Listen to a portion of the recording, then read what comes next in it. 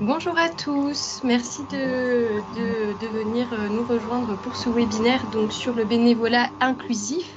Je vais vous demander à tous de bien faire attention à avoir vos micros fermés. Vous pouvez laisser vos caméras si si vous en avez envie, mais par contre, veillez à bien fermer vos micros.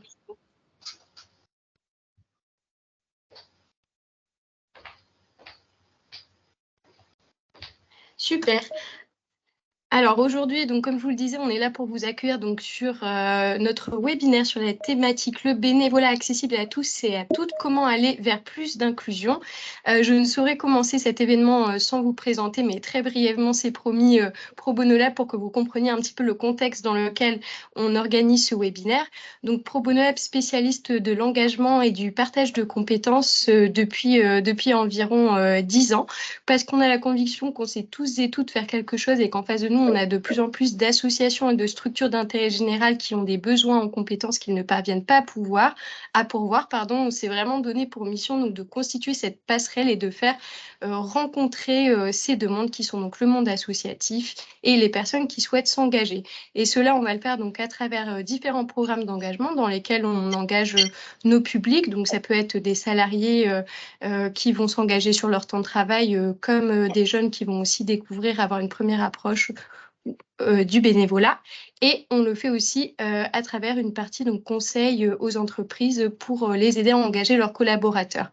Et enfin, la troisième brique par laquelle on souhaite démocratiser l'engagement par le partage de compétences, donc c'est notre observatoire et c'est dans ce cadre qu'on organise environ une fois tous les 2 mois des webinaires sur des thématiques qui vont toucher à nos programmes d'engagement ou de manière générale au sujet lié au bénévolat et au mécénat de compétences. Donc, on commence l'année avec un vaste sujet, comme vous le savez, donc le bénévolat inclusif.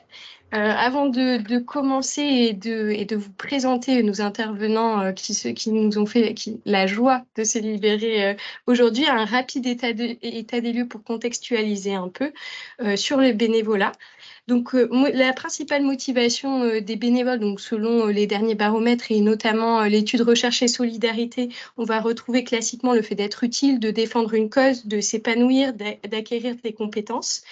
On constate aussi, donc, sans surprise, le premier frein à l'engagement et le temps, manque de temps, cité par 69% des répondants à une étude menée par le collectif des acteurs de l'engagement en 2022. Mais aussi, et c'est ce qui va nous intéresser aussi aujourd'hui, c'est la crainte de ne pas être pertinent ou compétent à 38%, ou encore la méconnaissance du monde associatif à 29%. Autre chiffre important, si environ 23% des Français sont bénévoles en 2023, cette proportion peut varier quasiment du plus simple au double selon le niveau de diplôme.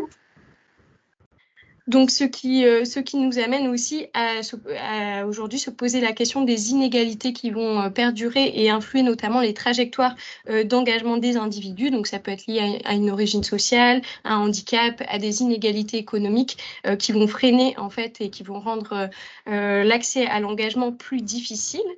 Et donc, c'est pourquoi aujourd'hui, on a souhaité traiter ces questions. Donc, la première, quelle bonne pratique pour favoriser l'inclusion donc, de toutes les personnes qui souhaiteraient s'engager? Comment œuvrer pour un bénévolat inclusif? Et surtout, pourquoi est-ce important donc, de se poser la question aujourd'hui? Et enfin, finalement, on terminera par essayer de répondre à cette question. L'engagement accessible à tous et à toutes, est-ce que c'est finalement une utopie ou est-ce que c'est bien possible? Donc, pour traiter toutes ces questions avec nous aujourd'hui, nous avons donc Karine, fondatrice de l'association Kipawa, Manuel, qui est chargé de projets inclusifs chez Benenova, et Hubert Pénicaud, responsable de démocratie interne chez la Croix-Rouge. Donc, merci à vous de vous être rendu disponible aujourd'hui. On va commencer par traiter notre première question, donc le pourquoi. Pourquoi s'intéresser au bénévolat inclusif? Donc, Karine, tu es fondatrice, comme je le disais tout à l'heure, de Kipawa. Donc, c'est une association qui va proposer un programme d'apprentissage du français intensif et qui est destiné aux personnes exilées. Et dans ce contexte, le bénévolat a une place très importante dans tes programmes. Est-ce que tu peux nous en dire un peu plus, notamment pourquoi proposer du bénévolat aux participants du programme chez Kipawa? Qu'est-ce que ça va apporter à ces personnes au niveau de leur parcours, mais surtout de façon générale, donc comme je le disais tout à l'heure, pourquoi s'intéresser au bénévolat inclusif? Oui, tout à fait. Merci Manon et merci pour l'invitation ce matin. Alors pourquoi proposer du bénévolat aux participants Kipawa, donc qui sont, comme tu l'as dit, des personnes exilées plutôt en situation d'isolement social. En fait, le point de départ, c'était vraiment l'apprentissage de la langue, avoir un espace pour pouvoir pratiquer la langue dans la vraie vie et pas seulement en cours. Donc l'idée, c'était plutôt d'avoir un fonctionnement un peu comme de l'alternance, avec des cours de français. Et puis de la mise en pratique, sauf que comme on accompagne des gens qui sont très isolés, qui ont peu de relations avec la société civile, l'idée c'était de leur permettre de créer ce lien et d'avoir ces espaces de discussion, de conversation dans la vraie vie. Et puis petit à petit, on s'est rendu compte que ça allait beaucoup plus loin que ça, ce bénévolat. Ça permettait déjà une vraie création de liens, une vraie création de réseau. Et ça leur permettait aussi de changer de posture, c'est-à-dire de plus être vu uniquement comme une personne qui a besoin d'aide, donc comme un bénéficiaire, mais aussi comme une personne qui peut contribuer à la société dès son arrivée en France, même si elle n'est pas encore sur le marché de l'emploi. C'était un moyen, voilà, d'être actif et de mettre à profit ses compétences. Et les retours que les participants nous font régulièrement, c'est aussi le fait que ça leur donne confiance en eux. Ils se sentent valorisés, on les remercie, ce qui est pas si souvent que ça, d'être dans cette posture-là. Et puis, ça leur permet aussi de comprendre comment fonctionne une organisation française. Et du coup, ça, c'est une vraie préparation à l'emploi. Ça leur permet d'avoir aussi des choses à inscrire sur un CV, parce qu'on sait que le bénévolat est de plus en plus valorisé aujourd'hui. Donc, voilà, avoir déjà des expériences dans une organisation française, en lien ou pas avec son projet professionnel, parce que le bénévolat permet de développer des compétences, des qualités et de les mettre en pratique. Donc, tout ça, finalement, fait que le bénévolat est devenu vraiment une action à part entière du programme, au même titre finalement que les cours de français. C'est plus uniquement un complément aux cours de français, mais vraiment partie intégrante du programme. Et l'idée derrière tout ça, pour répondre à ta question, pourquoi le bénévolat inclusif, finalement, c'est pour sortir un peu de l'idée que le bénévolat, c'est un peu l'affaire des personnes les mieux loties qui vont aller aider les personnes les plus démunies, qui a été longtemps un petit peu cette idée et qui évolue beaucoup, mais que finalement tout le monde aujourd'hui peut contribuer et ne pas être figé dans une posture aidé ou aidant, mais passer de l'une à l'autre. Nous, on aime bien parler de solidarité circulaire et du fait qu'on n'est pas dans une relation verticale.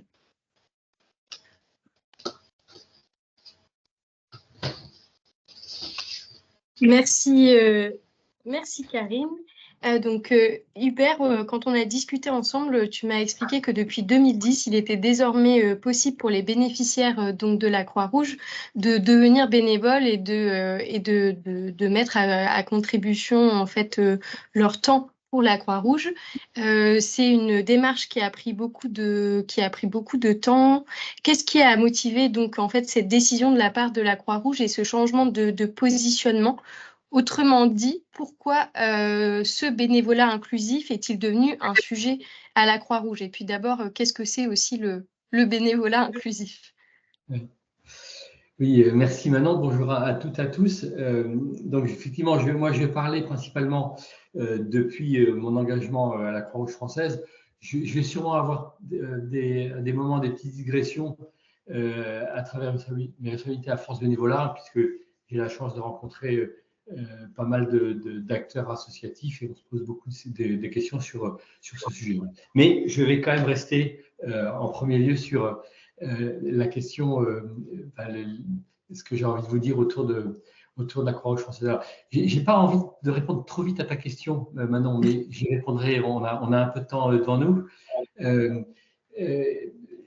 J'ai envie de nous dire que la question du bénévolat inclusif, elle est, de mon point de vue, d'abord intéressante, d'abord importante, parce que elle vient très profondément interroger l'identité de l'association.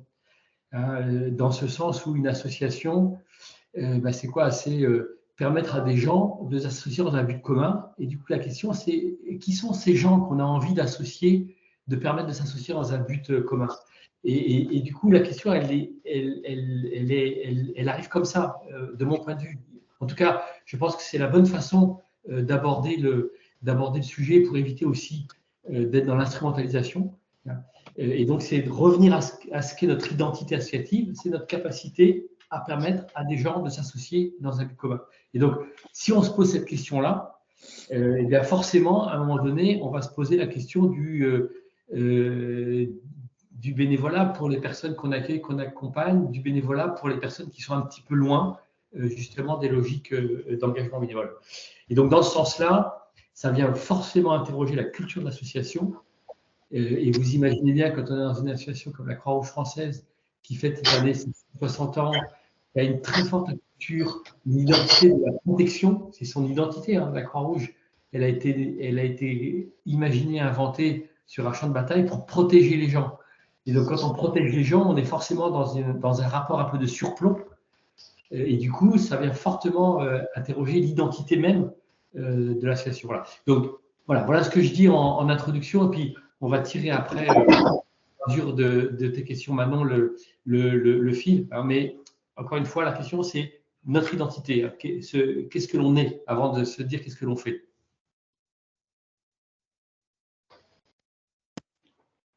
Merci Hubert pour cette petite piqûre de rappel. C'est vrai que c'est toujours intéressant aussi d'avoir, aujourd'hui on va essayer de traiter le point de vue donc, de ces individus qui souhaitent s'engager, mais c'est aussi très intéressant d'avoir la perspective aussi côté associatif et de rappeler effectivement le rôle des associations. Manuel, je te retourne cette question aussi. Tu m'as expliqué que depuis 2020, vous proposiez désormais 2 programmes de bénévolat inclusif. Donc, c'est quand même assez récent. C'est dire que la question, elle est, si on peut dire en tout cas, d'actualité. Est-ce que tu peux nous en dire un peu plus sur le début, le contexte dans lequel vous avez lancé ces programmes et donc le pourquoi, qu'est-ce qui a fait que vous avez décidé de vous adresser en fait à cette thématique du bénévolat inclusif? Merci Manon et bonjour à toutes et à tous. Le bénévolat inclusif, c'est une question qui est présente chez Benenova depuis assez longtemps et très peu de temps après la création de l'association en 2013, sur tous les territoires sur lesquels elle est présente, c'est-à-dire à la fois à Paris, Lille, Rennes, Nantes et puis depuis tout récemment à Marseille. Pourquoi? Parce qu'il existe des inégalités dans la société française à tous les niveaux et l'engagement citoyen et le bénévolat ne sont pas exception. C'est ce que disait Karine un petit peu plus tôt. Benenova, nous, on a pour mission de mettre en relation des citoyens comme vous et moi qui ont envie de se rendre utile, de faire du bénévolat avec des associations qui cherchent des bénévoles. Dans ce cadre-là, à partir de 2018 et puis encore plus à partir de 2020, on a pu mobiliser des bénévoles de façon ponctuelle ou plus régulière dans des structures sociales ou dans des structures médico-sociales, des centres d'hébergement, des centres d'accueil, des instituts médico-éducatifs. Donc des structures qui accompagnent des personnes qui sont dites en situation d'exclusion, en situation de vulnérabilité, pour des raisons qui peuvent être très différentes, sociales, médicales, de santé, peu importe. Et ces personnes auprès desquelles on mobilisait des bénévoles pour des temps souvent de convivialité ou autres, sont venus vers nous pour nous dire « mais nous aussi, on a envie de faire du bénévolat. On a envie de faire du bénévolat, mais on ne sait pas comment faire, parce qu'on ne sait pas à qui s'adresser, on ne sait pas comment ça peut se passer, on n'a jamais fait ça, et ça peut être vachement difficile. » Ça a fait nourrir, ça a fait naître en tout cas, puis ça a nourri du coup la réflexion qu'on avait chez Benenova autour de la mobilisation des personnes qui, par définition, parfois sont éloignées de l'engagement. Et c'est à partir de cette origine qu'on a commencé à monter des programmes d'accompagnement vers et dans l'engagement bénévole pour des personnes qui en sont éloignées, à savoir aujourd'hui chez Benenova, d'une part des personnes qui sont en situation de grande exclusion, souvent en situation de grande précarité avec des parcours d'exil, et puis d'autre part des personnes qui sont en situation de handicap mental ou psychique et qui sont accompagnées généralement par des structures sociales ou par des structures médico-sociales qui sont aussi des acteurs avec lesquels on a besoin de travailler main dans la main pour pouvoir construire des parcours qui sont individualisés et personnalisés pour faire en sorte que les personnes puissent s'engager de façon adaptée avec plusieurs objectifs. D'une part, pour les personnes, l'objectif de pouvoir mettre en œuvre ce qu'on appelle le pouvoir d'agir, c'est-à-dire la capacité qu'on a chacune et chacun, l'envie et la capacité qu'on a chacune et chacun à donner de son temps, donner de soi, de ses compétences, de sa personne, pour une cause qui est plus grande que nous aussi et qui est collective. Et c'est ça qui est fort dans le bénévolat, qui est une activité qui est partagée par tellement de Français aujourd'hui. Un objectif aussi pour les associations, qui est d'une part de mobiliser des bénévoles, puisqu'aujourd'hui, les associations en France sans les bénévoles, elles n'existent pas toutes seules en tout cas. De pouvoir aussi diversifier les profils des bénévoles et donc de pouvoir avoir un nouveau regard aussi parfois sur les activités qu'elles portent. Et c'est peut-être d'autant plus important pour des associations qui sont très très ancrées et qui existent depuis très longtemps. Et puis il y a un objectif aussi pour nous sur le grand public et puis les autres bénévoles qui se mobilisent eux parfois de façon autonome sur la question des changements de regard. Et je suis totalement d'accord avec ce que disait Karine tout à l'heure, c'est-à-dire que ce sont les personnes que l'on accompagne qui souvent peuvent être perçues comme des personnes aidées, qui sont bénéficiaires d'une aide et qui sont souvent figées dans cette position. Or là, tout l'enjeu, il est justement de mettre fin à cette image très très figée et aussi de toucher aux préjugés et aux imaginaires qu'on peut toutes et tous avoir. Donc c'est un peu voilà, de ce constat qui est parti ce travail qu'on continue à mener tous les jours. Merci Manuel, je te propose de garder la parole et de nous en dire un peu plus aussi sur le comment. Comment donc s'adresser à des personnes qui vont être plus éloignées dans les démarches d'engagement. Comment justement bien rééquilibrer ce fameux rapport aidant-aidé et sans pour autant mettre la personne, on va dire, donc toujours dans cette position, si je puis dire, un peu d'infériorité. Est-ce que tu as des bonnes pratiques qui ont pu ressortir depuis le lancement de ces programmes? N'hésite pas à nous donner des exemples et même voilà, des mises en situation. Oui, complètement. Ça a effectivement demandé voilà, un certain temps, une certaine réflexion, mais aujourd'hui, on est arrivé chez Benova à formaliser une méthodologie d'accompagnement qui peut être améliorée, mais dont on trouve qu'elle est quand même assez efficace, du propre aveu aussi des personnes que l'on accompagne, puisque c'était des solutions qui n'existaient pas forcément il y a quelques années pour les personnes qui étaient éloignées de l'engagement. Et quand on parle justement de personnes qui sont éloignées de l'engagement, ce sont par définition des personnes qu'on peut avoir du mal à atteindre parfois, parce qu'elles peuvent être invisibilisées, parce qu'elles sont accompagnées dans des structures qui peuvent être parfois assez cloisonnées, et qui donc sont assez peu en lien parfois avec ce qu'on appelle la société civile. Donc le premier besoin peut-être, c'est celui de l'aller vers, et donc d'avoir des relais sur le terrain et des intermédiaires. Nous, Benova, on est une association qui fait de l'intermédiation, puisqu'on met en relation des citoyens avec des associations, mais on a aussi besoin de ces intermédiaires sur le terrain, des associations, des travailleurs sociaux, des éducateurs qui sont tous les jours dans l'accompagnement de ces personnes et qui nous permettent aussi d'amener ces sujets d'engagement citoyen et de bénévolat pour amorcer ces parcours d'engagement auprès des personnes. Donc, on est un des maillons de la chaîne. Il y a aussi évidemment d'autres bonnes pratiques. Je ne vais pas toutes les énumérer, mais je parlais tout à l'heure des imaginaires et des préjugés qu'on peut avoir. Je prends l'exemple des personnes qui sont en situation de handicap. On travaille, nous, essentiellement avec des personnes qui sont en situation de handicap mental ou qui vivent avec des troubles psychiques, mais ça concerne, à vrai dire, toutes les formes de handicap. Il y a quelques jours, une partenaire me disait qu'il y a souvent une présomption d'incompétence pour les personnes qui sont en situation de handicap. Et à vrai dire, je pense que ça peut s'appliquer à pas mal de personnes qui sont en situation d'exclusion. Pourquoi je dis ça? Parce que ça nécessite aussi, de la part des associations et de toute personne, d'essayer de déconstruire aussi les imaginaires et les préjugés qu'on peut avoir. Comment on fait pour déconstruire ça? En laissant peut-être la parole déjà aux personnes qui sont premièrement concernées. Et donc, on essaye vraiment de faire ça, c'est-à-dire de s'accrocher, de se rattacher aux envies des personnes. Quelles sont vos envies liées au bénévolat? Il y a des personnes qui vont avoir envie de faire du jardinage de la même façon qu'il y a des personnes qui vont avoir envie de participer à des actions d'aide alimentaire ou d'être dans un club de foot, peu importe. Mais aussi de laisser la parole aux personnes pour comprendre quelles sont leurs difficultés et leurs contraintes, puisque comme ce sont des personnes qui sont souvent en situation d'exclusion, il y a de vraies difficultés, de vraies contraintes qui ne sont pas insurmontables, mais qui nécessitent de construire un accompagnement adapté et donc d'être dans l'écoute. Et donc de prendre le temps. Et c'est la raison pour laquelle on a aussi besoin d'avoir des relais terrain et des intermédiaires, puisque c'est aussi une difficulté pour les associations. Je sais qu'on parlera des freins un petit peu plus tard au bénévolat inclusif. Ils existent. Les associations aujourd'hui, elles sont sous tension souvent. Pas assez de ressources, pas assez le temps, pas assez d'outils peut-être.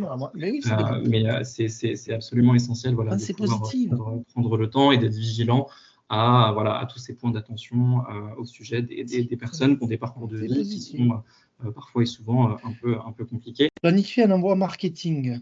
Alors attends. Excusez-moi, il y a quelqu'un. Alors je regarde pour trouver, mais il y a un micro qui est allumé dans. J'essaie de le trouver si vous le reconnaissez. C'est bon. Désolée Manuel, excuse-moi. Non, je t'en prie, il n'y a pas de problème. C'est les aléas des visios. Je m'arrêterai là-dessus, mais en termes de bonnes pratiques en ce qui concerne le bénévolat inclusif, et pas seulement le bénévolat inclusif, mais toute forme de bénévolat finalement, il y a chez Benenova, et je pense pour toutes les associations, la question de l'accueil et de la valorisation de l'engagement, qui est absolument essentielle. Et ça ne concerne pas seulement les bénévoles qui sont dans des situations d'exclusion ou qui sont en difficulté, ça concerne tous les bénévoles. Accueillir de façon adaptée un bénévole, c'est pouvoir avoir cadré la mission au préalable, c'est pouvoir l'accueillir, se présenter, lui expliquer ce qu'on fait, ce à quoi le bénévole va participer, pouvoir être présent pendant la mission. Quand on accompagne des bénévoles qui sont en plus en situation de handicap, de précarité ou d'exil, c'est pouvoir peut-être avoir une personne qui sera spécifiquement référente et qui pourra être joignable pendant la mission ou participer à la mission avec la personne. Et c'est, après la mission, être aussi dans une forme de valorisation et avant tout le remerciement. Le bénévolat, certes, c'est donner de son temps, mais c'est aussi recevoir. Et il faut aussi pouvoir en avoir conscience du côté des associations, puisque si on fait ça gratuitement de façon non rémunérée, on attend quand même une forme de rétribution qui est symbolique. Et c'est absolument essentiel, et peut-être d'autant plus pour des personnes qui se sont peu ou pas engagées par le passé, surtout que ce sont les personnes que l'on accompagne nous, qui ont vraiment envie de donner de leur temps, de se rendre utile, et qui souvent ont envie de le faire dans la régularité. Et de trouver une association dans laquelle elles vont bien se sentir, avec des personnes avec qui elles vont se sentir à l'aise pour construire quelque chose sur la durée. Et c'est d'autant plus important dans ce contexte-là de pouvoir mettre en place un accueil de qualité et parfois aussi une progression dans le parcours d'engagement des personnes au sein des associations. Et je m'arrête là pour l'instant. Merci Manuel, je me permets quand même de te reposer une question, ne t'arrête pas trop vite. Je voulais te demander un peu quel équilibre et quel accompagnement humain est donné vraiment pour aider ces personnes à s'engager, et comment faire donc aussi pour avoir ce fameux équilibre et éviter aussi que cet accompagnement humain ne soit trop présent. Je me rappelle que tu m'avais donné, je crois, des exemples aussi du fait de faire attention d'avoir des personnes référentes et pas forcément Benenova, d'identifier un peu ça. Est-ce que tu peux un peu juste nous en dire un peu plus sur comment en fait développer un peu ce lien de confiance, surtout si, comme tu le dis, ce sont des personnes qui veulent avoir une certaine régularité et continuer à s'engager dans une même association? Oui, complètement. Je reviens un peu à mon premier point, qui est la question des relais sur le terrain. Pour vous donner un exemple très concret, quand on accompagne des personnes qui sont en situation de handicap, on travaille chez Benenova avec des structures spécialisées, par exemple des instituts médico-éducatifs. Je pense à un institut dans le 15e qui est l'IME Cognac-Jay, qui accompagne des jeunes qui sont porteurs d'un trouble du spectre autistique. Dans le cadre de la rencontre avec ces jeunes, nous, on a envie et besoin que les éducateurs qui les accompagnent au quotidien soient présents pour justement qu'une personne de confiance puisse les mettre en relation avec Benenova, puisqu'ils ne connaissent pas. L'idée, c'est de pouvoir du coup prendre le temps pendant cette rencontre avec les jeunes pour essayer de comprendre quelles sont leurs envies qui sont liées au bénévolat. Et le jour J, lors des premières missions, il y a à la fois une personne qui est clairement identifiée de la structure, de l'IME en l'occurrence, une personne de Benenova également qui est présente, donc une deuxième personne de confiance ou avec qui il y a un lien en tout cas qui s'est créé au préalable.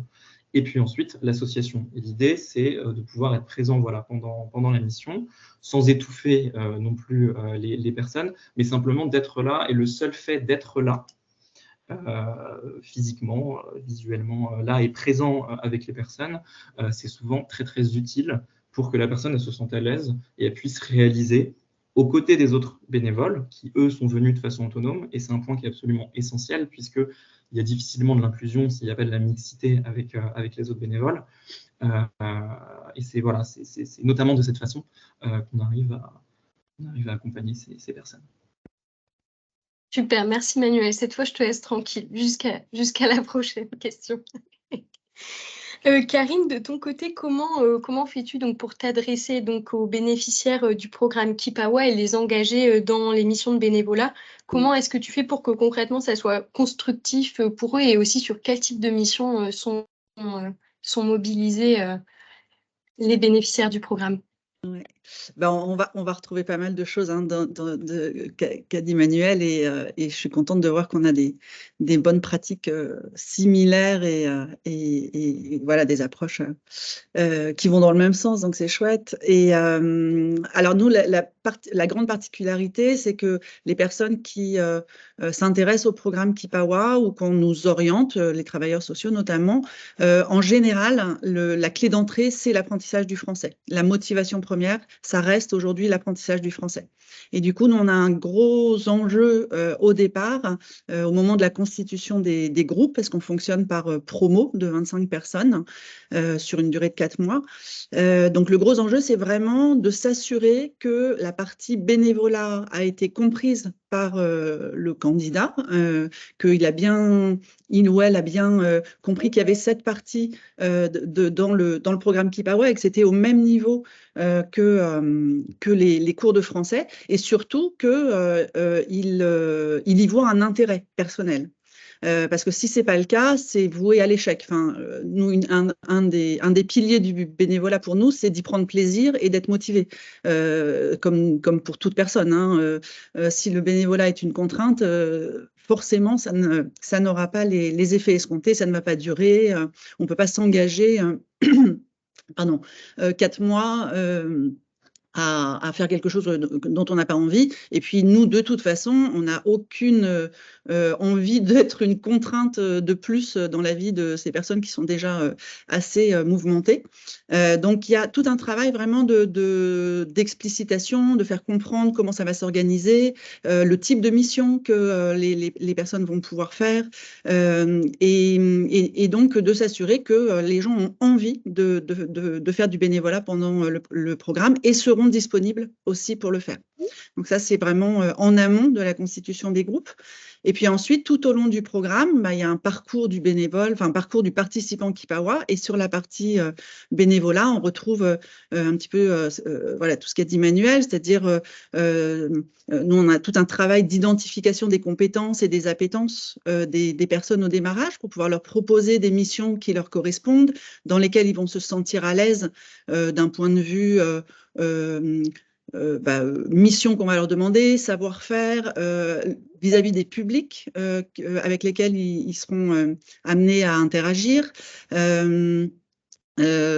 Voir aussi en termes de niveau de langue, puisqu'on a des groupes de niveaux différents, et bien sûr, il faut que la mission soit accessible par rapport au niveau de langue des personnes. La compétence ne suffit pas, il faut aussi que la personne soit à l'aise à ce niveau-là. Et puis après, il y a tout un travail d'accompagnement, en effet, notamment pour la première rencontre avec une association. Il y aura toujours quelqu'un pour accompagner un participant Kipawa à sa mission, pour faire la mise en relation. Parce que déjà, pour toute personne, c'est pas évident d'arriver dans une association et de dire je viens aider, je viens faire telle mission. C'est pas si simple. Ça ressort aussi dans les études. C'est un petit peu ce que tu as dit, Manon, la peur de ne pas être à la hauteur, de ne pas pouvoir aider, etc. Ça, c'est général. Mais alors qu'en plus, on ne connaît pas bien le tissu associatif, le fonctionnement des associations, qu'on ne parle pas bien français, il y a encore plus de difficultés à se présenter pour une mission. Donc, nous, on a toute une équipe de bénévoles Kipawa qui contribuent au fonctionnement du programme, toute une communauté. Et quand une mission est programmée pour un participant, il va toujours y avoir un accompagnement. Et petit à petit, en général, au bout de la 2e ou 3e fois, quand c'est une mission régulière, la personne gagne en autonomie et prend ses marques et très rapidement peut y aller seule. Le fait de bien suivre aussi le déroulé de la mission, de s'assurer que ça se passe bien côté participant et aussi côté association, ça c'est important, de maintenir le lien tout au long de la mission. Et puis, comme le disait Manuel, de de travailler aussi la valorisation de cette mission. Donc, qu'est-ce que ça a apporté aux participants? Qu'est-ce que ça a apporté à l'association? Qu'est-ce que chacun va pouvoir en tirer? Éventuellement, en cours de mission, ça peut être comment on peut faire évoluer cette mission pour une encore plus grande montée en compétences. Est-ce que la personne est bien plus à l'aise dans l'association et va pouvoir faire d'autres choses avec peut-être plus de responsabilités? Enfin, il y a plein de cas de figure différents. Mais effectivement, ça nécessite un accompagnement, mais voilà, qui, à mon avis, est plus sur l'essence même du bénévolat aujourd'hui, mais voilà, qui nécessite un suivi pour les personnes qu'on accompagne, parce que ça ne viendra pas forcément d'elles, de demander plus de responsabilités, de faire évoluer sa mission, etc. Voilà un peu pour les bonnes pratiques. Et après, par rapport à ce que tu demandais sur les missions, le type de missions qui sont réalisées, alors c'est très, très variable. Et encore une fois, on essaye de vraiment proposer et d'aller chercher des missions les plus en adéquation avec les profils des personnes. Et quand je dis les profils, c'est pas forcément profil professionnel, parce que on s'est rendu compte que ça pouvait être un peu une fausse bonne idée de se dire on va partir des compétences professionnelles de la personne pour trouver une mission qui va lui servir absolument dans son projet professionnel. Et on peut, dans ces cas-là, s'éloigner un peu de notre mission première, qui est la création de liens, le fait de parler français. En fait, toutes les missions de bénévolat ne permettent pas de parler et d'être dans l'échange. Il y a des missions, on va se retrouver derrière un ordinateur, par exemple de la traduction. C'est pas forcément une mission qui va permettre d'être dans l'interaction et dans l'échange. Donc, on garde vraiment cet objectif premier en ligne de mire. Et puis après, en fonction des goûts, des savoir-faire, on va voilà, proposer ou aller chercher des missions adaptées. Donc, ça peut être dans la cuisine. Ça, c'est quelque chose qui plaît beaucoup et domaine dans lequel il y a beaucoup de besoins et beaucoup de cantines associatives ou de restaurants associatifs, d'associations qui sont contents d'avoir de l'aide pour la préparation des repas. Ça peut être dans le bricolage, dans l'agriculture urbaine également, et beaucoup de fermes. Enfin, nous, on est en ville, hein, on est à Marseille, donc l'agriculture est urbaine, et il y a beaucoup de chantiers participatifs pour contribuer à l'activité des structures. Ça peut être des choses plus techniques comme la réparation de vélos.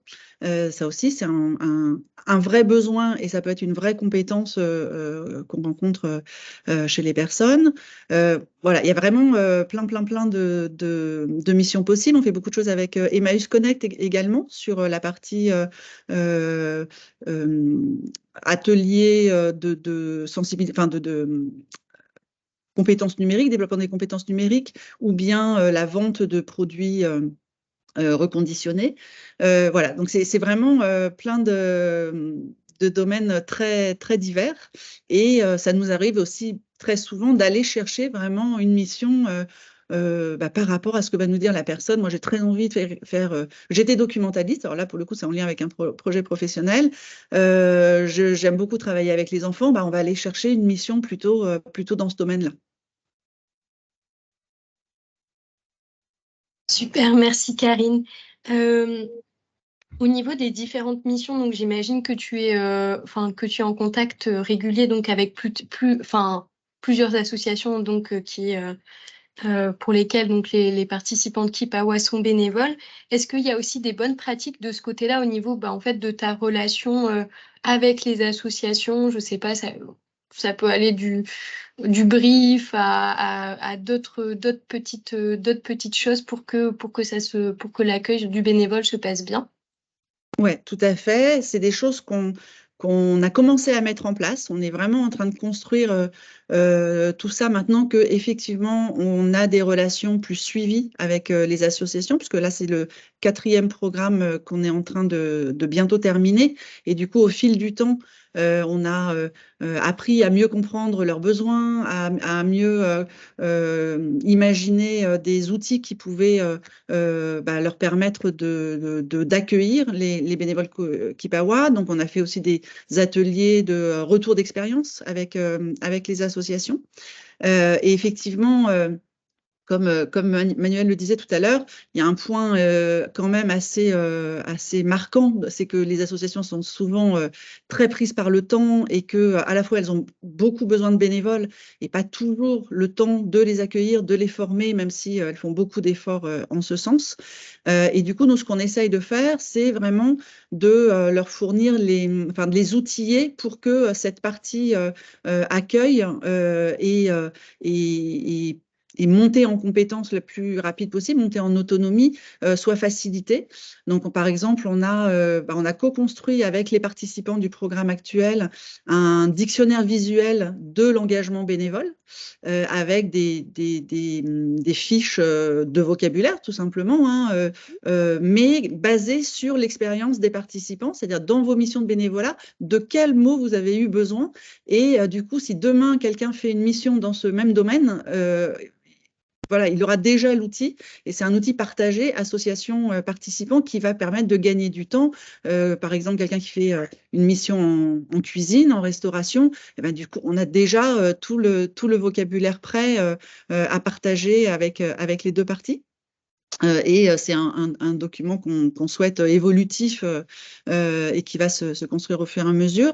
On travaille aussi sur un guide d'accueil, bonne pratique de l'accueil des participants Kipawa, alors basé sur la spécificité des participants Kipawa et notamment sur effectivement prendre le temps, surtout au départ, de bien expliquer la mission, par exemple d'adapter son rythme de prise de parole par rapport à la langue, de montrer les choses, voilà, d'être le plus accompagnant possible.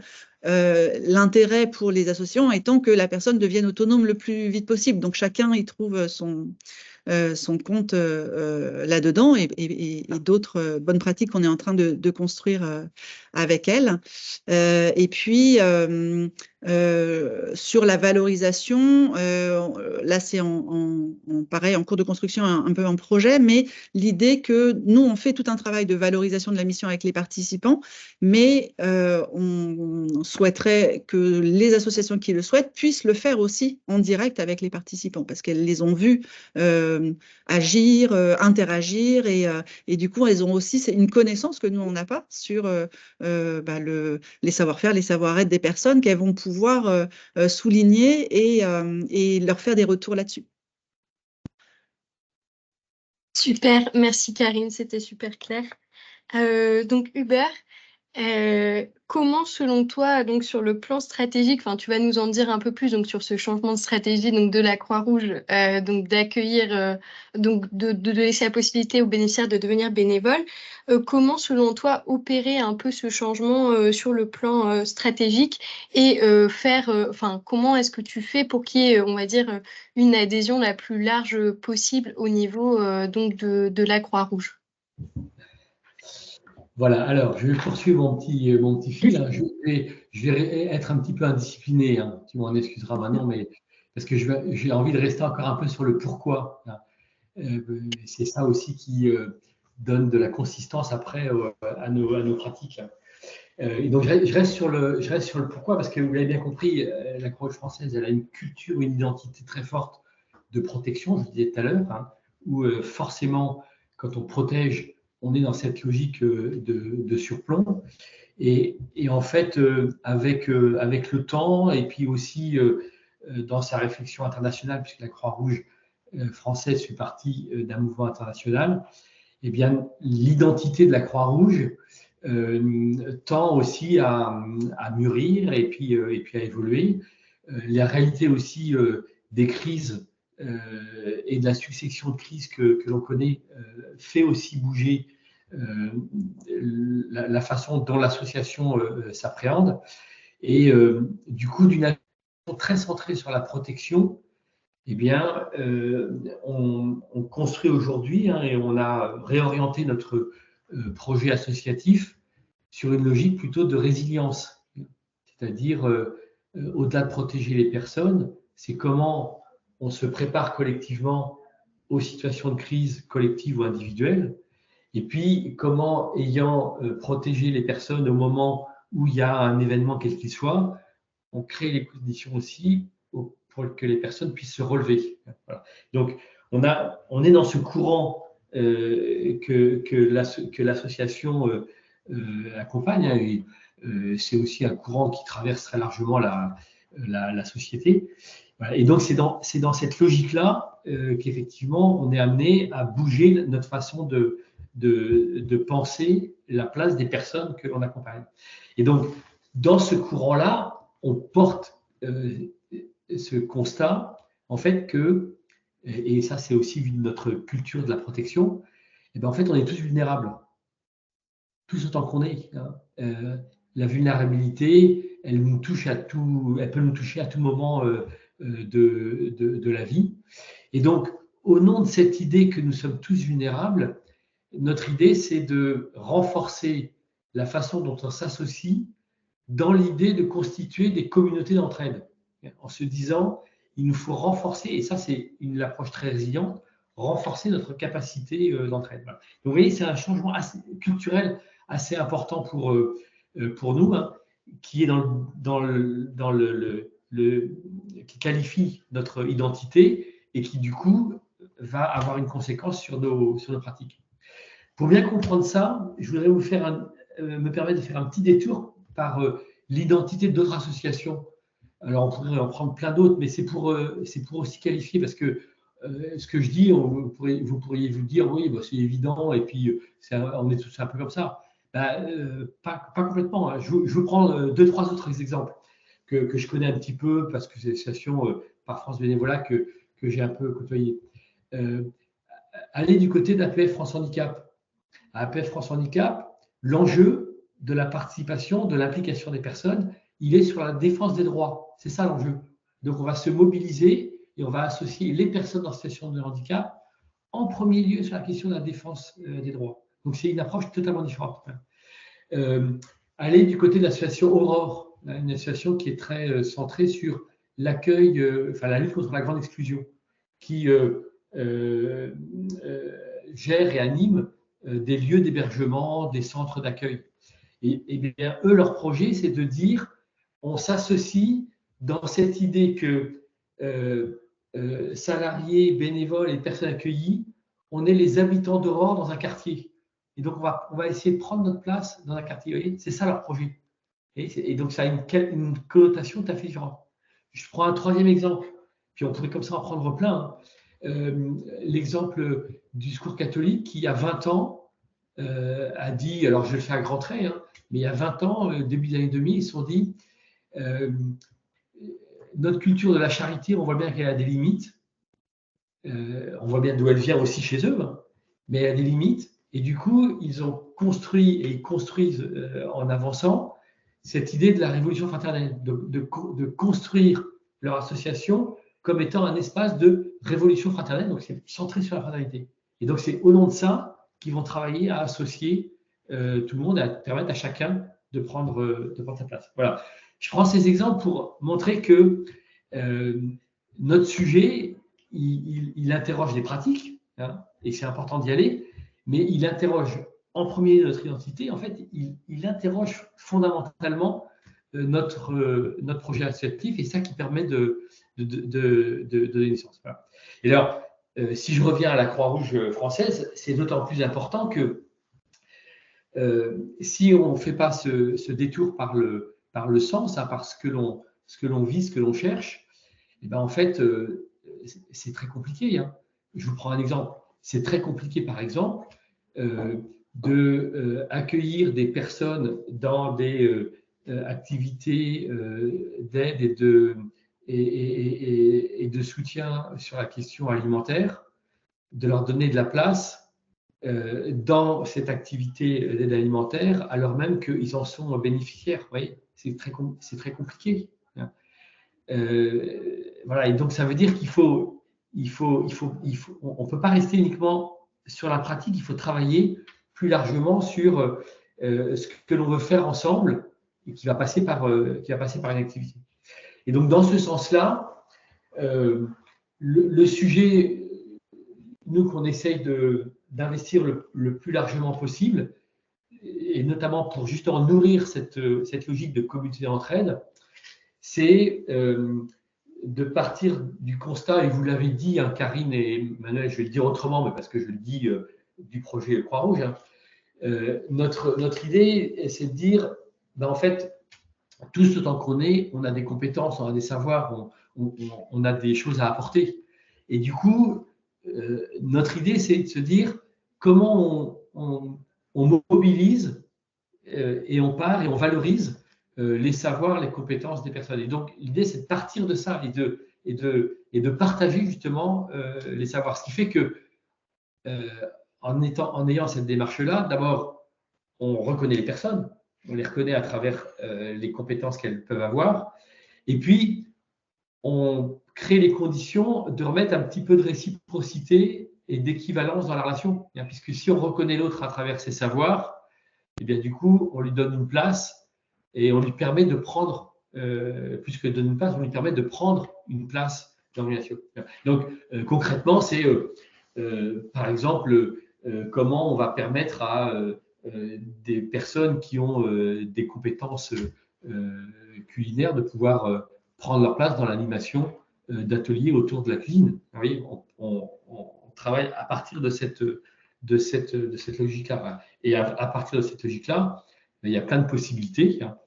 Voilà. En étant aussi attentif à faire en sorte que on ne cloisonne pas et on ne restera pas la place des personnes accueillies, accompagnées, uniquement dans une action très, très terrain. Il faut ouvrir. Hein, et donc, dans ce sens-là, l'association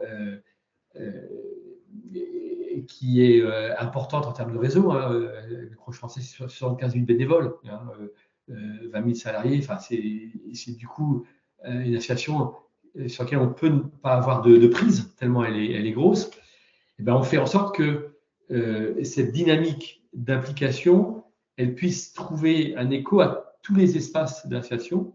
Et donc, par exemple, depuis quelques années, on s'attache à ce que notre assemblée générale de la Croix-Rouge française, donc au niveau national, hein, qui est très loin des acteurs du terrain, eh bien, elle puisse aussi, autant que c'est possible, faire de la place à toutes les composantes de la communauté et donc les personnes accueillies. Voilà, donc depuis 3-4 ans, on s'attache à leur faire de la place. Donc les premières années, on y allait tranquillement, donc on était un peu sur le terrain du témoignage, on faisait témoigner des personnes, voilà.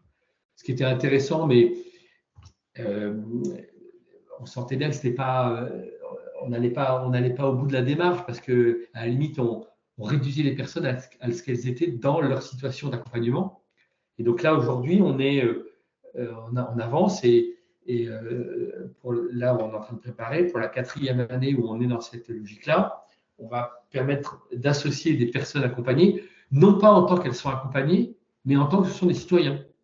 Et donc, on va les associer dans leur capacité aussi à apporter des choses à l'association en tant qu'elles sont citoyennes et pas en tant qu'elles sont accompagnées par, même si elles sont accompagnées de fait, hein, mais notre enjeu, c'est qu'elles puissent prendre leur place et contribuer à l'Assemblée générale en qualité de citoyens, comme nous, on est tous des citoyens, même si certains sont bénévoles, salariés, etc. Mais c'est dans cette logique-là.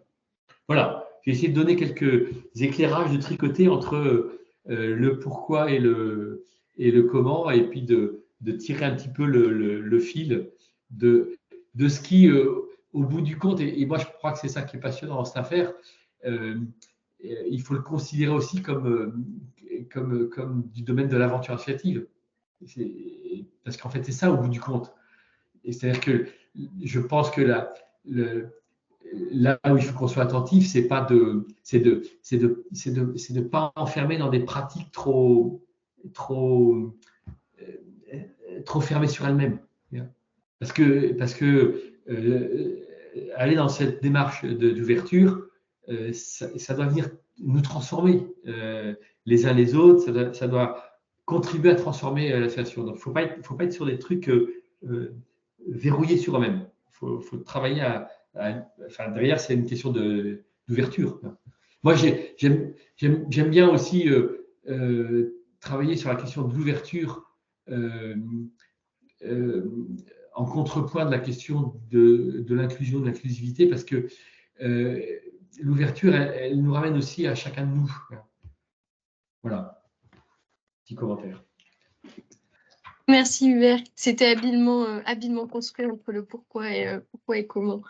Alors on en arrive à la partie donc un peu plus compliquée de notre webinaire, c'est les fameux freins. Est-ce que finalement l'engagement accessible à tous et à toutes c'est vraiment possible ou est-ce que c'est une utopie? Karine, quels freins et points de vigilance as-tu pu identifier depuis que tu as lancé le programme Kipawa? Alors déjà, moi j'ai envie de penser que ce n'est pas une utopie, c'est un petit peu notre raison d'être, donc je ne le souhaite pas. Non, mais parmi les freins, bon, au-delà de ce qu'on a évoqué, la barrière de la langue dans ce qui concerne les participants Kipawa, voilà, des choses qu'on peut travailler. Il y a quelque chose qui peut rester un petit peu quelque chose de fond qui est comment certaines associations voient les participants Kipawa et parfois on a le sentiment qu'ils continuent de les voir comme des bénéficiaires et pas forcément comme des contributeurs. Donc là-dessus, alors c'est quelque chose que moi j'avais remarqué quand je n'avais pas encore créé Kipawa et que je réfléchissais à l'idée et que j'essayais de tester l'idée auprès d'associations. Et du coup, quand je disais, est-ce que voilà, le fait d'avoir des bénévoles qui seraient des personnes exilées, des demandeurs d'asile, des personnes réfugiées, est-ce que c'est quelque chose que vous envisageriez?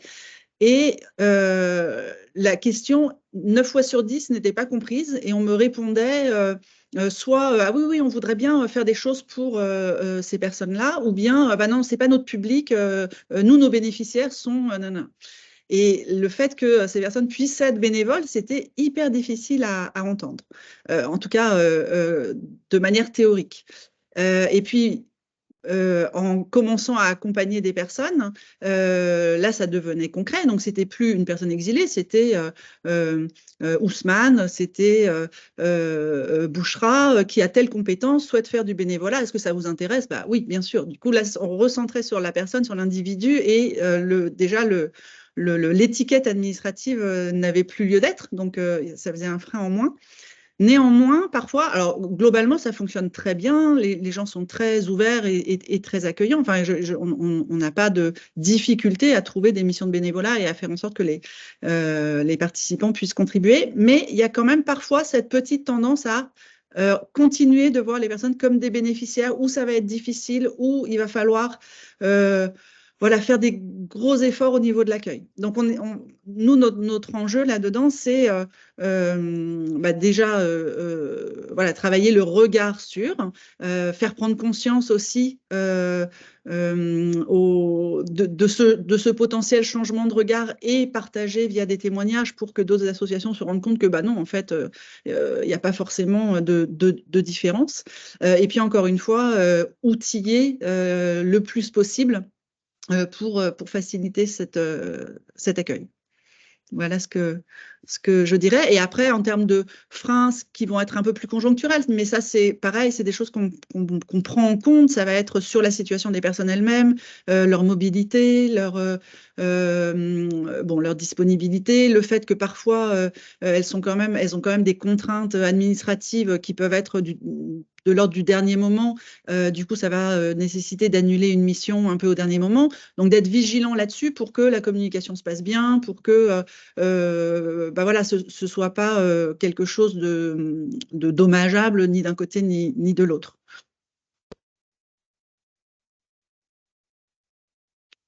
Merci Karine. Manuel, est-ce que d'après tes différents retours terrain, tu as des choses à rajouter, des freins concrets que peuvent rencontrer les associations et les personnes donc, en situation de handicap ou d'exclusion que tu peux voir? J'imagine qu'il y a certains points communs, certains éléments qui ont déjà été soulignés par Karine, mais n'hésite pas à compléter avec tes retours. Ça se rejoint pas mal effectivement avec ce qu'a déjà évoqué Karine. Elle l'a dit, mais je le répète, je pense que le bénévolat inclusif, il y a des freins qui existent pour les personnes, pour les associations, mais ça n'est pas une utopie, puisqu'on le fait déjà, c'est donc possible et souhaitable. Nous, chez les personnes que l'on accompagne, c'est vrai que les freins, ils sont aussi inhérents aux situations de vie des personnes, des choses très très concrètes. On accompagne des personnes qui ont une forte instabilité dans le logement, dans l'hébergement. Quand on veut installer quelque chose dans la régularité, ça peut être compliqué.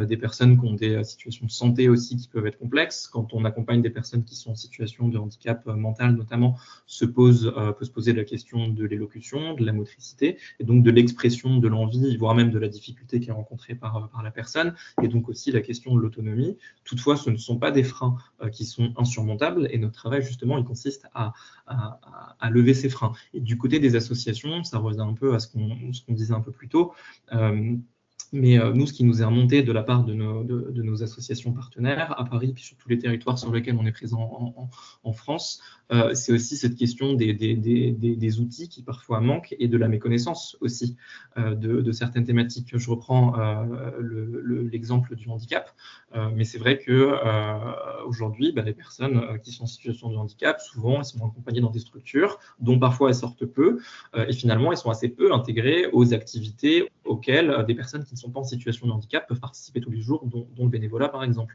Donc il y a une vraie méconnaissance aussi de ce sujet, et il y a une vraie envie de la part des associations de pouvoir être sensibilisées, formées parfois et outillées donc sur ces sujets pour pouvoir mettre en place, parce qu'elles en ont bien conscience, ça demande parfois des adaptations, mais des adaptations qui sont finalement pas si compliquées à mettre en place. Je vous donne un exemple, on travaille nous chez Benenova depuis plus de 10 ans avec une association humanitaire qui s'appelle L'un et l'autre, et qui, à Paris, avec les Restos du Cœur et la Chorba notamment, cuisine toutes les semaines, plusieurs fois par semaine, entre 800 et 1200 repas qui sont distribués à des personnes sans abri au niveau de la porte de la Villette.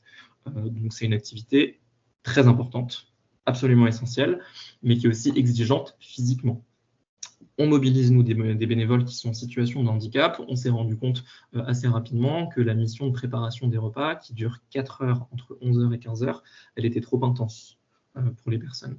D'une part parce que c'est trop long, d'autre part parce qu'il faut rester debout, et pour finir parce que la mission, elle se déroule à des horaires 11h-15h qui ne sont pas classiques. Or, on travaille avec des personnes qui ont des journées qui sont assez ritualisées. Il faut pouvoir manger entre midi et 13h.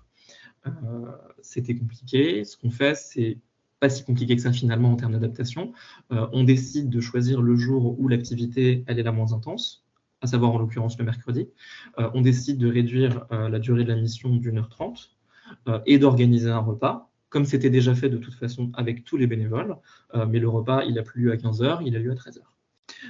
L'association, elle était tout à fait partante pour se lancer là-dedans, et aujourd'hui, on a des bénévoles qui y vont un mercredi tous les mois, avec d'autres bénévoles qui sont des bénévoles habitués de l'association.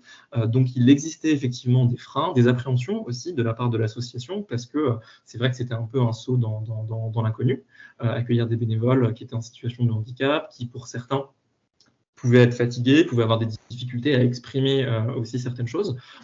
Et il en sort quelque chose de très, très positif, parce qu'il y a eu aussi ce temps qui a été pris pour discuter avec les personnes, avec la structure, avec les associations. Et ça, c'est un élément qui est absolument essentiel.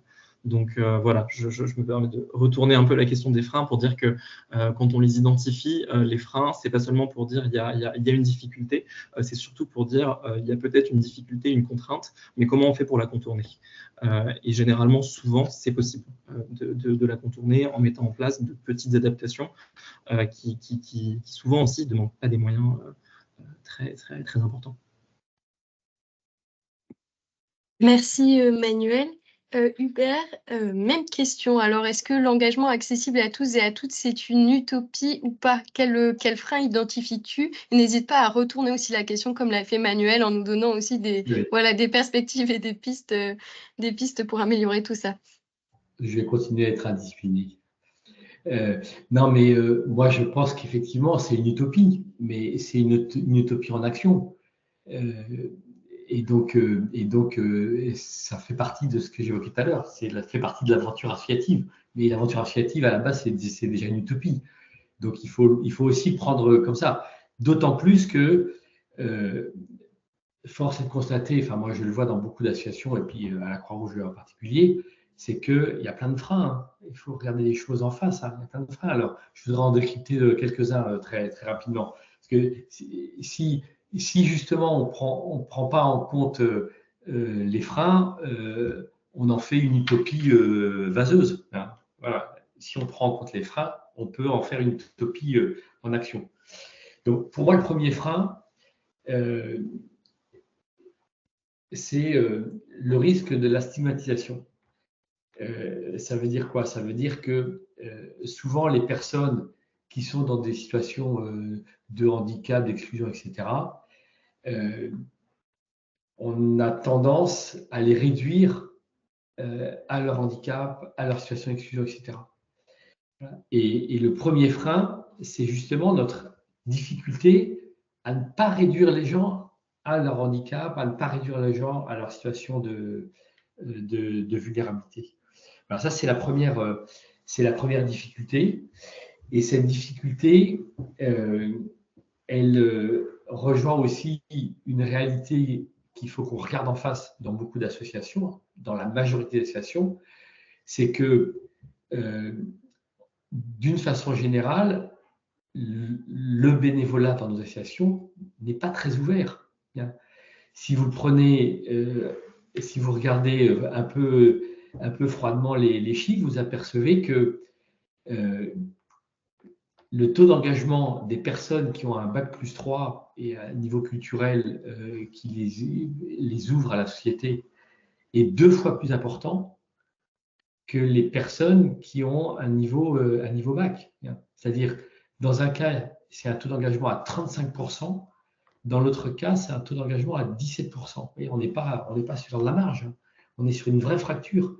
C'est-à-dire que nos associations, et en particulier celles qui ont une longue histoire, hein, je prends la Croix-Rouge, en fait, elles ont construit patiemment, souvent sans s'en rendre compte, elles ont construit un bénévolat qui, en soi, n'est pas très, très ouvert. Enfin, il faut le regarder en clair. Et du coup, presque plus que la question du bénévolat inclusif, la question, de mon point de vue, c'est la question du bénévolat pour tous. C'est ça le sujet. Alors, on se rejoint quand on dit bénévolat inclusif et bénévolat pour tous. Mais en disant bénévolat pour tous, on s'interroge sur, en fait, qui sont nos bénévoles. Et effectivement, est-on ouvert à tous, mais j'ai envie de dire à tous les gens de société, en particulier ceux qui sont dans des situations qu'on a évoquées. Mais cette approche par le bénévolat pour tous, elle permet, me semble-t-il, aussi de ne pas être stigmatisante vis-à-vis des personnes qui sont en situation de handicap, en situation d'exclusion, etc. Alors, le deuxième frein que je voudrais évoquer, qui est un peu dans la même veine, c'est aussi pour nous stimuler que je dis tout ça. Le deuxième frein que je voudrais dire, c'est que c'est nous-mêmes. Hein. C'est-à-dire qu'une association, elle a un pouvoir de mobiliser qui est incroyable. Et c'est sa vocation d'ailleurs de mobiliser. Et elle a un pouvoir incroyable. On est dans les associations, on est, ça dépend de la façon de compter, mais on est plusieurs dizaines de millions de bénévoles engagés dans les associations. Il y a un pouvoir de mobilisation qui est incroyable. Et puis dans le même temps, eh bien, quand on n'y fait pas gaffe, on a un pouvoir aussi de créer des communautés qui sont un peu fermées sur elles-mêmes, parce qu'on va se coopter, parce qu'on va se retrouver, on va être bien entre soi. Hein. Et c'est assez naturel. Hein. C'est assez naturel. Donc, ça veut dire qu'il faut qu'on soit très volontariste pour s'assurer que on ne s'enferme pas dans des communautés d'entre-soi. J'étais il n'y a pas très longtemps pour France Bénévolat avec un grand réseau associatif dont je tairai le nom parce que c'est pas ça le plus important. Et puis j'aurais été dans le réseau d'à côté, ça aurait été la même chose. Et à un moment donné, j'y allais un peu prudemment parce que je voulais pas trop les heurter et puis je voulais pas les brusquer trop vite. Et à un moment donné, je dis, il faut bien avoir en tête qu'on est dans beaucoup d'associations et certainement chez vous, on n'est pas très accueillant. On n'est pas très accueillant. Il faut avoir en tête que dans toutes les études qu'on fait sur la question du bénévolat, la question de l'accueil, c'est le premier reproche qui est fait aux associations. J'ai pas été bien accueilli. Parfois, on a même les gens qui nous disent j'ai eu le sentiment qu'on n'avait pas besoin de moi. Voilà. Donc, dans ce grand réseau à qui je disais on n'est pas très accueillant, j'ai été agréablement surpris de m'apercevoir que quasiment dans la seconde, il y avait 80 personnes en face de moi, les trois quarts, ils opinaient du chef. Ils disaient effectivement on n'est pas très accueillant. Voilà, donc, je poursuis ce que je dis, hein, c'est que je pense que le premier frein, c'est nous-mêmes. C'est notre capacité justement à être accueillant, à avoir envie de s'associer, parce que c'est ça une association, c'est notre capacité à s'associer. Voilà, et donc il faut le travailler. S'associer, c'est pas naturel. S'associer, ça nécessite de travailler sur nous-mêmes et de exprimer ensemble. On a envie de faire de la place, de permettre à d'autres de prendre leur place. Vous voyez, je le dis comme ça, permettre à d'autres de prendre de leur place. C'est pas que je te donne de la place, c'est que je permets à chacun de prendre de la place dans l'association que l'on crée ensemble. Voilà, donc ça pour moi c'est le deuxième frein. Hein, donc être ouvert, être inclusif, être accueillant, ça ne se décrète pas, hein, ça se construit à chaque instant. Et du coup, je pense que le troisième frein que j'ai envie d'évoquer, mais c'est dans le fil que je tire, hein, c'est la question du temps. Ça veut dire qu'il faut du temps. Voilà, il faut du temps et ce temps-là, il nous fera aussi passer par quelques belles histoires et puis quelques histoires un peu moins on va un peu trébucher, hein, forcément, ici ou là. Et donc, il faut la faire dans le temps. Et parce que c'est une utopie. Donc, une utopie, ça se gère pas comme ça en un claquement de doigts. Voilà, les trois freins importants que je voulais évoquer. Et on aura encore un petit temps de conclusion après. Je voulais encore évoquer 2-3 choses, mais tu peux peut-être conclure alors pour qu'on ait un peu de temps pour quand même les questions-réponses. Oui, d'accord. Oui. Alors juste pour conclure, tout ce que j'évoque aussi ici, je vous invite à prendre le temps d'aller faire un tour par 2 références. Un truc qu'on a travaillé au niveau du mouvement associatif sur ces questions-là, qui s'appelle l'Inclusiscore. Et c'est un site que vous retrouvez facilement sur les moteurs de recherche. Et c'est une démarche ouverte à toutes les associations pour se poser ces questions-là. Pour se dire, tiens, on en est où sur notre capacité d'inclusivité. Voilà, c'est une démarche très, très centrée sur l'association. Voilà, Inclusiscore. Et puis, la deuxième référence que je voulais vous donner, c'est un travail qu'on a fait à plusieurs associations, dont Benenova. Je vous mettrai le lien. C'est un petit guide qu'on a élaboré là, il y a 18 mois, qui s'appelle Inclusion et faire ensemble. Voilà, et qui dit plein de choses qu'on s'est dites. Et ça donne une petite référence qui a été pensée par un collectif d'une dizaine d'associations. Merci, voilà pour moi. Ça nous fait une belle ouverture pour clôturer tout ça. Merci à mes 3 intervenants, donc Karine, Manuel et Hubert, et merci à Benenova aussi qui a co-organisé ce webinaire avec nous et qui est très actif sur ces questions. Donc le webinaire sera retranscrit pour ceux qui souhaitent le voir. Il y aura aussi un compte-rendu des échanges et notamment un partage des ressources, de différentes ressources d'associations qui ont travaillé sur ces sujets et notamment Asteria qui est venu aussi vers moi pour partager ses ressources. On a donc 20 minutes, c'est parfait pour prendre les questions-réponses. Je n'ai pas regardé le chat, donc je ne sais pas s'il y en avait. Mais ce que je vous propose, c'est...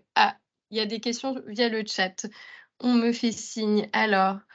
donc, oui, il y avait la question du dictionnaire disponible pour toutes et pour tous en ligne, le dictionnaire dont tu avais parlé, Karine, tout à l'heure. Donc, Lara qui nous demandait si c'était accessible en ligne. Alors, il n'est pas encore accessible en ligne. Il faut qu'on y réfléchisse. Pour l'instant, on le met à disposition des associations avec qui on travaille, mais aucun souci pour prendre contact avec nous et voilà, et qu'on puisse partager notre approche, l'outil. L'outil est en construction, du coup, on ne peut pas encore mettre une version finalisée en ligne, mais c'est une bonne idée en tout cas. Ok, ça marche. Je laisserai mes coordonnées pour une prise de contact directe. Super, merci. Je vois qu'il y avait aussi une question de Laurence, donc pour Manuel, mais peut-être je pense que vous pouvez prendre votre contact et en discuter après, comme c'est pas directement lié au webinaire. Donc Manuel, c'était est-ce que Benenova pourrait être coacteur dans un projet de ruralité, pauvreté, migrants, pas très loin de Paris. Donc pareil, n'hésitez pas aussi à partager vos contacts si besoin d'échanger là-dessus. Mes coordonnées pour en parler avec plaisir. Parfait. Est-ce que, suite quand même à ces échanges et à cette table ronde, quelqu'un d'autre a une question? Vous pouvez soit la poser dans le chat, soit lever la main et je vous inviterai à ouvrir votre micro. Bonjour. Vous m'entendez? J'aurais une question. Vous avez parlé tout à l'heure, notamment Hubert, je crois, de la Croix-Rouge, d'un risque d'instrumentalisation. Est-ce que vous pourriez développer ce point, s'il vous plaît?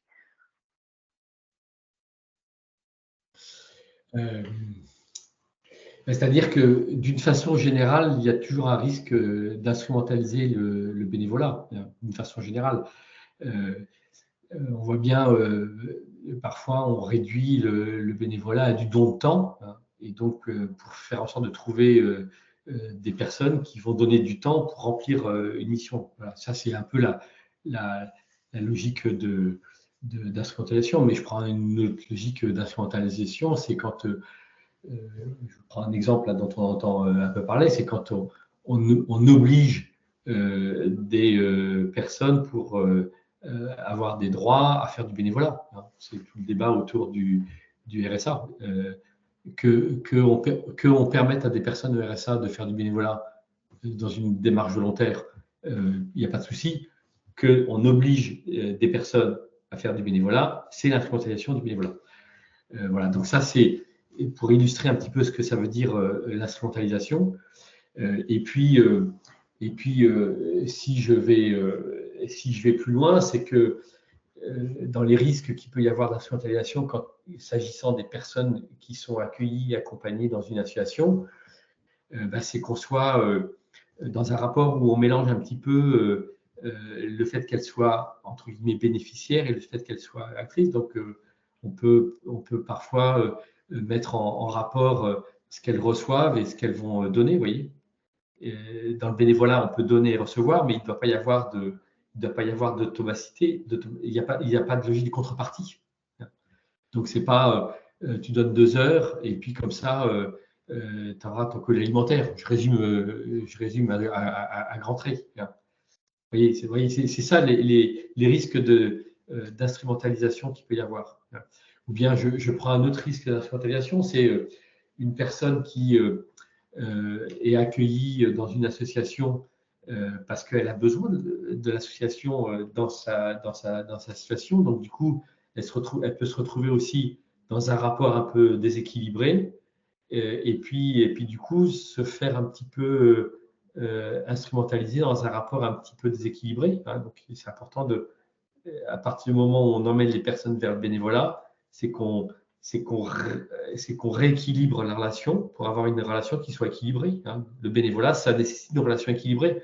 On est dans du donner et du recevoir, et donc il faut faut travailler à l'équilibre de la relation. Voilà, quelques exemples. Je ne sais pas si ça a été suffisamment clair.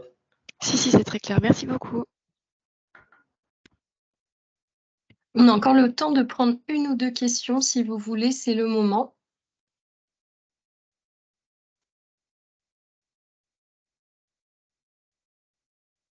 Pas de questions, même de retour d'expérience, peut-être d'association. Ah, je crois qu'il y a Alice qui lève la main.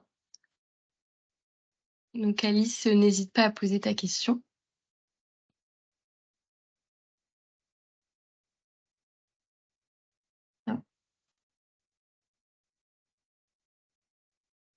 Il n'y a plus de questions? Moi, j'en ai une autre s'il faut. Eh bien, allez-y.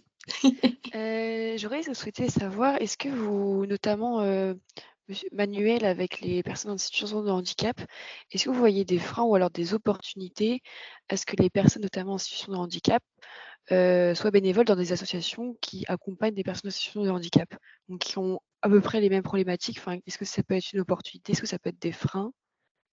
Je vous écoute. Par principe, j'aime pas dire non, donc pourquoi pas. Mais c'est pas forcément ce qui nous est demandé quand on pose la question aux personnes. Il y a aussi une réponse très très pratique à ça, c'est que Benenova à Paris, on soutient nous essentiellement des associations de solidarité qui apportent une forme de solidarité à des personnes en situation de grande précarité, d'exil, ou bien à des associations qui agissent sur le volet plutôt environnemental. Donc c'est aussi les associations que l'on connaît très bien et vers lesquelles on peut orienter des personnes qui sont en situation de handicap. Ce qui arrive en revanche, c'est que les personnes en situation de handicap qu'on accompagne, elles se mobilisent sur des missions de lien social avec des personnes qui sont elles-mêmes en difficulté sur certains points. Ça peut être le handicap, mais ça peut être la vieillesse aussi. J'ai en tête un exemple, voilà, de jeunes qui sont accompagnés dans le cadre d'un IME et qui toutes les semaines se rendent dans un EHPAD pour animer des temps de convivialité avec les personnes qui sont résidentes de l'EHPAD. Et c'est une mission qui fonctionne super bien, qu'on avait lancée avec nous-mêmes aussi un peu d'appréhension, et qui vraiment se déroule à merveille. Et encore la semaine dernière, je voyais une vidéo, voilà, d'un temps qui était très très drôle parce que ça crée aussi des rencontres qui sont un peu curieuses parfois, mais c'est toujours un moment très joyeux en tout cas. Donc ce ne sont pas forcément les missions vers lesquelles les personnes s'orientent le plus, mais ça arrive, et quand ça arrive, généralement, oui, ça fonctionne plutôt bien dans la mesure où, encore une fois, c'est accompagné. C'est accompagné une, deux personnes, deux bénévoles, dans un contexte dont on s'est d'abord assuré qu'il était bienveillant, ouvert, propice à l'accueil de ces bénévoles. Et davantage que la nature de la mission, je pense que c'est aussi peut-être ça dont il faut s'assurer en premier lieu. Très bien, je vous remercie. Pierre, tu voulais réagir? Oui, je voulais prolonger ce que dit Manuel à travers le regard de ce qui se passe, par exemple, dans une association comme APF France Handicap, hein, qui s'est construite aussi sur la mobilisation des personnes en situation de handicap. Et donc, c'est une association dans laquelle il y a beaucoup de jeunes qui sont très impliqués, hein, des jeunes en situation de handicap qui sont très impliqués pour la défense des droits, pour une société plus solidaire, une société plus inclusive. Et alors, ce qui est intéressant, et donc ils sont très impliqués bénévolement, enfin ils sont à fond et puis ils font un travail incroyable. Et ce qui est intéressant, c'est que quand on leur dit vous, à quoi vous aspirez, qu'est-ce qui vous donnerait envie, et là certains disent avec un peu de malice, ben, moi ce que j'aimerais c'est être bénévole. Alors on lui dit mais t'es bénévole là, et oui mais moi je voudrais être un vrai bénévole. Et en disant ça, ils aspirent à devenir bénévoles dans des associations ouvertes. Donc, ils aspirent à être au resto du cœur, dans des associations qui les ouvrent aussi au monde. Au monde. Voilà. Donc, ça nous renvoie aussi notre responsabilité, hein, sur notre capacité d'accueillir. Moi, il y a une dizaine d'années, hein, avec la commission interassociative de France Bénévolat, on s'était à un moment donné, on avait été interpellé sur cette question de la situation de handicap. Et il y a 10 ans, toutes les associations qui étaient autour de la table se disaient, ah ouais, tiens, en fait, on ne s'est jamais posé la question de la place, de la capacité, de la possibilité offerte à des personnes en situation de handicap chez nous, en bénévolat. Et certains disant, bah, tiens, pour nos salariés, les choses sont claires, en plus, il y a des lois, etc., pour les bénévolats. Et donc, du coup, France Bénévolat a travaillé sur un petit programme qui s'appelle Handicap Engagement, pour justement aider les associations à travailler sur leur capacité à permettre à des personnes en situation de handicap de prendre la place dans l'association.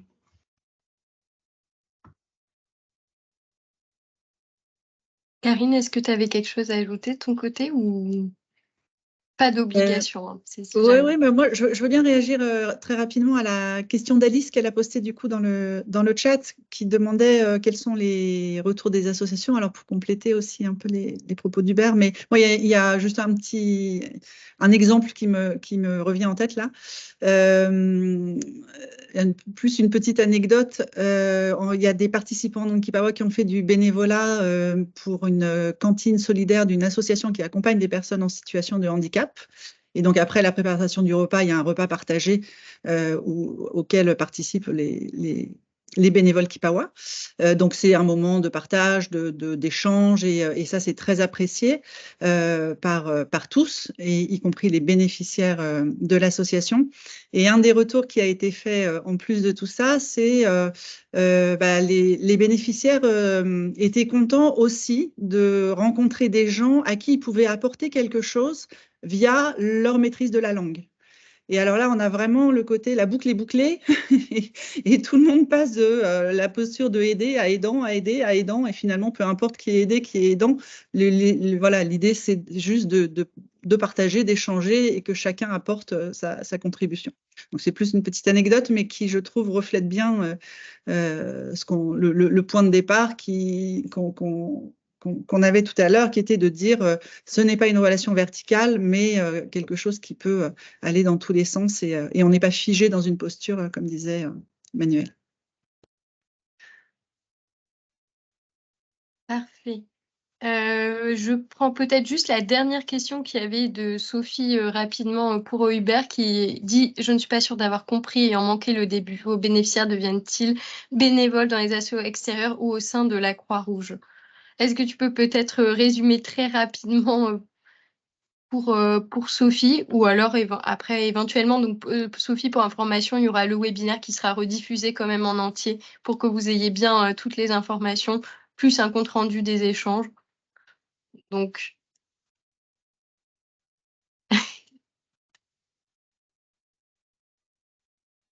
Hubert, ton micro, il est fermé. C'est-à-dire que la question, elle est plus large. C'est les personnes qu'on accueille et qu'on accompagne, d'abord, elles sont libres. Et donc, le bénévolat, c'est un chemin d'émancipation. Et ce chemin d'émancipation, il sera respectueux s'il donne la liberté aux personnes de faire du bénévolat ici ou ailleurs. Voilà. Et parfois c'est bien d'accompagner les personnes à faire du bénévolat ailleurs. Ça permet aussi d'être vraiment sur une logique d'émancipation. Parfois, c'est mieux de le faire à l'intérieur parce que du coup, c'est des personnes avec lesquelles on peut tisser un lien plus fort. Donc, c'est ouvert au nom justement de cette logique de liberté. Et donc, il y a des personnes qu'on accueille qui font du bénévolat chez nous et il y a des personnes qu'on accueille qui vont faire du bénévolat à l'extérieur. Merci Hubert. Je prends juste une dernière question parce que autant pour moi, je n'avais pas vu les mains levées avec le chat de l'association Défi. Et après, je suis désolée, mais je devrais clôturer. Si ça ne vous embête pas de déborder de 5 minutes, on peut prendre cette question. C'est OK pour vous? Parfait. Alors. Bonjour, je suis Marie-Pierre de l'association Défi. C'est une petite structure de proximité dans la banlieue de Bordeaux. On accueille des bénévoles qui sont formateurs pour le FLE, bien sûr. Mais depuis moins d'1 an, j'accueille des bénévoles, exclusivement des femmes, qui sont toutes diplômées dans leur pays d'origine. Et on essaye de de leur proposer des missions au sein de notre association en lien avec l'administratif, d'autres choses, un peu de comptabilité, voilà, plus ou moins en lien avec leurs compétences propres. Effectivement, ça permet de monter aussi en compétences, par exemple sur les outils collaboratifs et également en français. Ma question, elle est assez concrète, elle portait sur l'animation. C'est parce que de ces peut-être de réunions, de choses comme ça, je ne le fais pas en fait, je les accueille individuellement. Et je vous ai entendu parler d'entraide, de choses comme ça entre ces bénévoles. C'est vrai que j'y ai pas trop pensé, j'avoue. Comment vous, dans vos structures, vous animez ça? Voilà, c'est ça ma question. Je ne sais pas si je suis claire.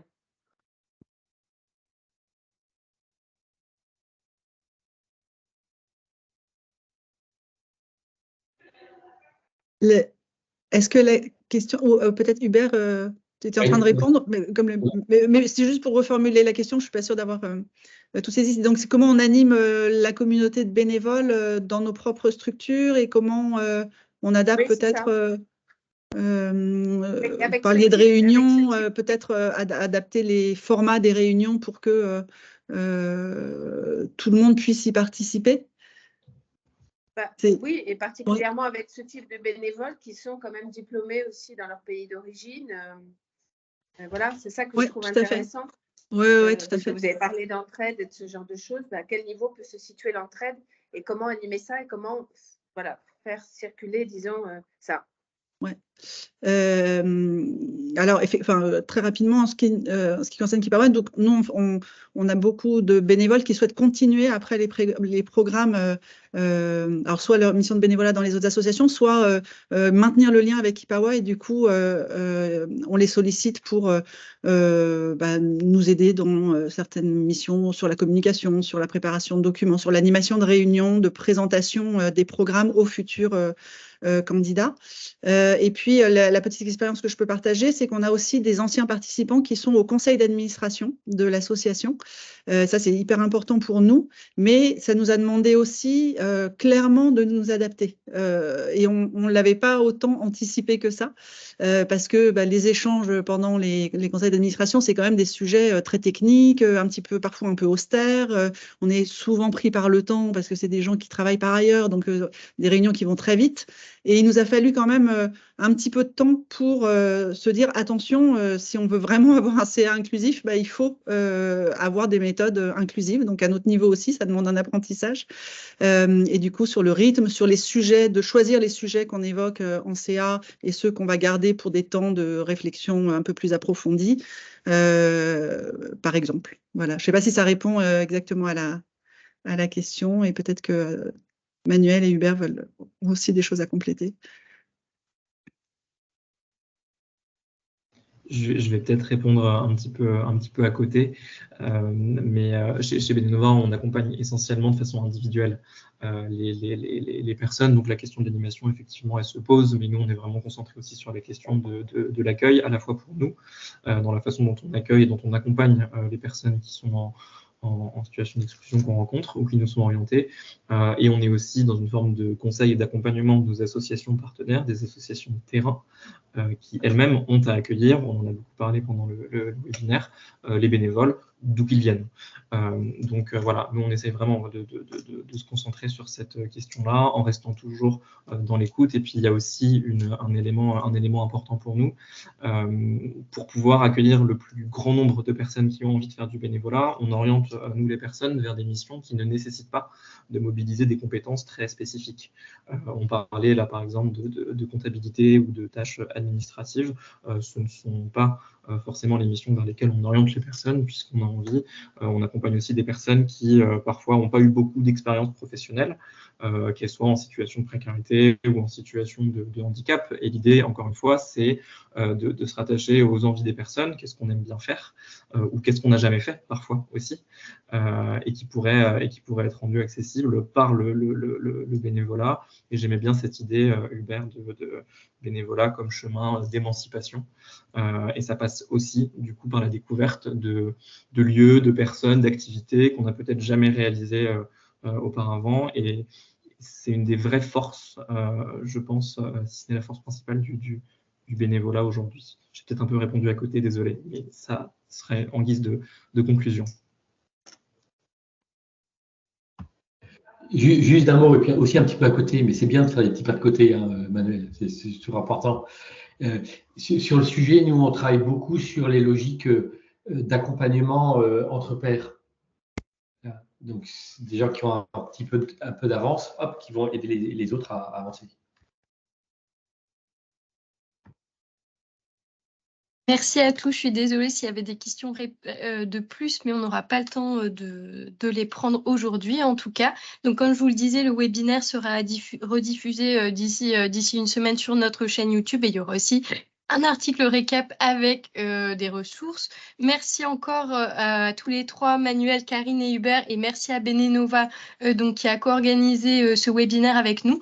Juste petite info avant que vous partiez, mais on vous repartagera ça aussi. Dans le cadre de l'Observatoire, donc il y a plusieurs événements et webinaires programmés et organisés par Pro Bono Lab. Et donc, le prochain rendez-vous pour les habitants de Paris, ça sera le 27 février dans le 12e arrondissement. On aura un événement qui portera sur la reconversion dans l'ESS, quel accompagnement pour une transition réussie. Et enfin, le prochain webinaire aura lieu aussi le 4 avril, je voulais être sûre de ne pas me tromper, et donc portera sur l'engagement dans les territoires ruraux. Justement, je crois peut-être que Laurence, ça pourra vous intéresser, mais en tout cas, on vous repartagera cette programmation très prochainement. Merci à tous et à bientôt. Merci.